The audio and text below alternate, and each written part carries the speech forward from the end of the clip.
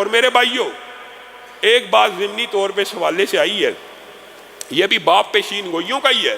نبی کریم صلی اللہ علیہ وسلم نے فرمایا تھا ایک وقت آئے گا، ایک وقت آ گیا ہے، آپ کی آنکھوں کے سامنے وہ دور گزر گئے ہیں، کیسے کیسے حاکم اور کیسے کیسے بادشاہ اور کیسے کیسے خلفاء نہیں گزرے۔ رسول اللہ صلی اللہ علیہ وسلم نے فرمایا تھا ایک وقت آئے گا جب حاکموں کے اوپر تنقید اور تردید کرنا ناممکن ہو جائے گی۔ ایسے بادشاہ آئیں گے، ایسے حاکم آئیں گے کہ کوئی ان کی تردید یا ان پہ تنقید نہیں کر سکے گا۔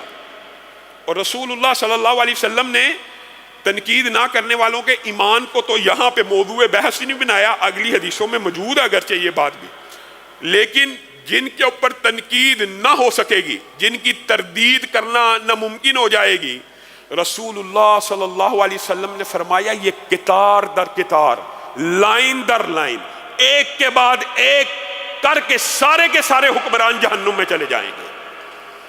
ان حکمرانوں کو، اپنے گریبانوں کو ٹٹولنا چاہیے جو اپنے اوپر تنقید اور تردید کو حرام سمجھتے ہیں، جو تنقید اور تردید کرنے کی اجازت نہیں دیتے۔ یہاں پہ رسول اللہ صلی اللہ علیہ وسلم نے تنقید کرنے یا تردید کرنے کے جذبات کو نہیں ابھارا یا ان لوگوں کو مخاطب نہیں کیا، بلکہ کیا کہا ایسے حکمران آئیں گے جن کی تنقید اور تردید کرنا ناممکن ہو جائے گی۔ کس وجہ سے؟ ظلم کی وجہ سے، ان کے سلطے کی وجہ سے، انہوں کے آرٹیفیشل قوانین کی وجہ سے، کہ گویا ان کے اوپر تنقید کرنا حرام ہی قرار دے دیا جائے گا۔ اللہ رسول پہ تنقید سمجھنا اور اللہ رسول کے اوپر تنقید کو، یہ آپ کو پتہ ہے ایک خاص فلسفہ ہمارے معاشرے میں پایا جاتا ہے، اگرچہ عوام میں یہ مقبول نہیں ہے، لیکن ایک طبقہ ایسا موجود ہے جو یہ سمجھتا ہے کہ حاکموں کے اوپر تنقید کرنا معاذ اللہ اللہ رسول کے اوپر تنقید کرنا ہے۔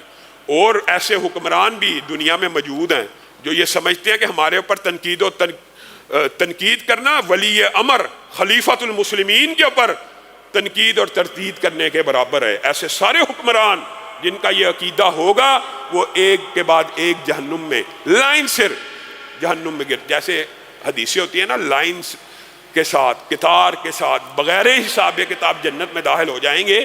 یہ سارے حکمران سارے کے سارے جہنم میں داخل ہو جائیں گے۔ اور اگلی احادیث میں یہ بات موجود ہے، اور یہ باب غیبت کا باب نہیں ہے، یہ کلمہ حق کہنا یہ ہر مسلمان کی ذمہ داری ہے، اور اس کو بھی غیبت کے باب سے علماء اور محدثین نے مستثنیٰ کیا ہے، جس کی مثال یہ آگے جو حدیث میں بھی آپ کے سامنے پیش کرتا ہوں اس کے اندر ہی موجود ہے۔ رسول اللہ صلی اللہ علیہ وسلم نے فرمایا ان قریب ایک ایسا زمانہ آ جائے گا کہ بادشاہ اور حکمران اپنی نمازوں کو ضائع کر دیں گے، یعنی بادشاہ، سبحان اللہ، مسلمانوں کا حاکم، مسلمانوں کا امیر، مسلمانوں کا بادشاہ، جس کی ذمہ داری کیا ہے؟ زمین کے اوپر نظام صلاۃ قائم کرے۔ مسلمان کے بادشاہ کی کیا ذمہ داری ہے؟ نظام زکوٰۃ قائم کرے، اللہ کی حدوں کو قائم کرے، نظام الہی، دین الہی کا نفاذ کرے۔ حاکم کی اور کیا ذمہ داری ہے اسلام میں؟ اس کے علاوہ کوئی ذمہ داری نہیں۔ آج ہم نے حاکموں کو کسی اور انداز میں پرکھنا شروع کر دیا، آج اسلام کے نظام کی بنیادیں ہلا کے رکھ دی۔ رسول اللہ صلی اللہ علیہ وسلم نے فرمایا ایسے مسلمان حاکم، اور میں سوچتا ہوں اس وقت صحابہ حیران رہ جاتے ہوں گے کیا واقعی مسلمانوں میں بھی ایسے حاکم آئیں گے جو نمازوں کو ضائع کر دیں گے؟ مسلمانوں میں حاکم تو وہ تھے جو مصلی کے امام تھے، ریاست کے امور میں تخیر ہو جائے تو ہو جائے، نماز میں تخیر نہیں کرنے والے، جمعہ میں تخیر کرنے والے نہیں ہیں۔ مصلی کے اوپر کھڑے ہونے والے حاکموں کے دور میں رسول اللہ یہ کہہ رہے ہیں کہ ایک وقت آئے گا ایسے حکمران بے ایمان بن جائیں گے جو نمازوں کی پرواہ۔ آج بتائیے پاکستانی کی مثال لے لیجئے، نمازوں کی کوئی پرواہ ہے؟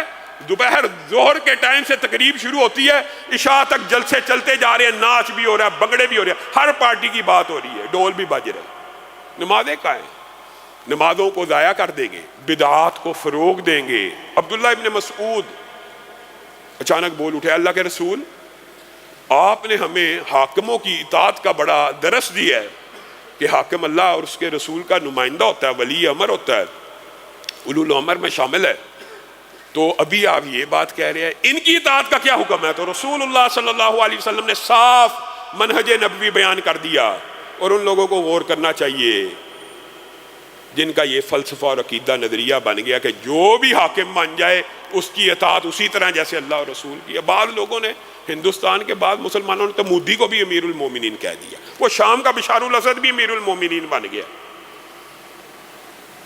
ان لوگوں کو بھی اپنی اصلاح کرنی چاہیے۔ یہاں پہ عبداللہ ابن مسعود نے سوال کیا تو رسول اللہ صلی اللہ علیہ وسلم نے کہا ایسے نافرمانوں کی اطاعت نہیں ہوگی، اطاعت صرف معروف میں ہوتی ہے، اطاعت صرف معروف میں ہوتی ہے۔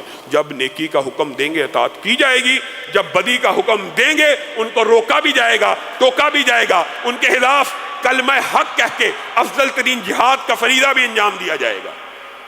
عبداللہ ابن مسعود ان کی اطاعت نہیں ہوگی۔ اور یہاں تک کہ کئی رسول اللہ صلی اللہ علیہ وسلم کی پیشین گوئیاں اتنی عجیب ہوتی ہیں کہ انسان کو لگتا ہے جیسے آج کے دن کے لیے۔ انہی احادیث کے ضمن میں ایک حدیث بڑی حیرت انگیز پڑھی، رسول اللہ صلی اللہ علیہ وسلم نے کہا میری ہی امت میں سے ایسے حاکم بھی پیدا ہو جائیں گے جو معروف کو منکر کہیں گے اور منکر کو معروف کہیں گے، جو معروف کو منکر اور منکر کو معروف بنا لیں گے۔ سود کو حلال کرنے کی کوشش کی جائے گی، شراب ملکوں میں بیچنے کے اوپر کوئی پابندی نہیں ہوگی، سینما کھلنے پہ بند ہونے پہ کوئی پابندی نہیں ہے، یہ معروف ہو گئے ہیں۔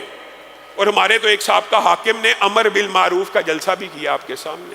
رسول اللہ صلی اللہ علیہ وسلم نے کہا ایسے ایسے حاکم آ جائیں گے جو معروف کو منکر اور منکر کو معروف کہہ دیں گے۔ آج آپ اپنے ارد گرد کے حالات کا جائزہ لے لیجئے، کیا رسول اللہ صلی اللہ علیہ وسلم کی یہ جو پیشین گوئیاں ہیں یہ غلط ہے؟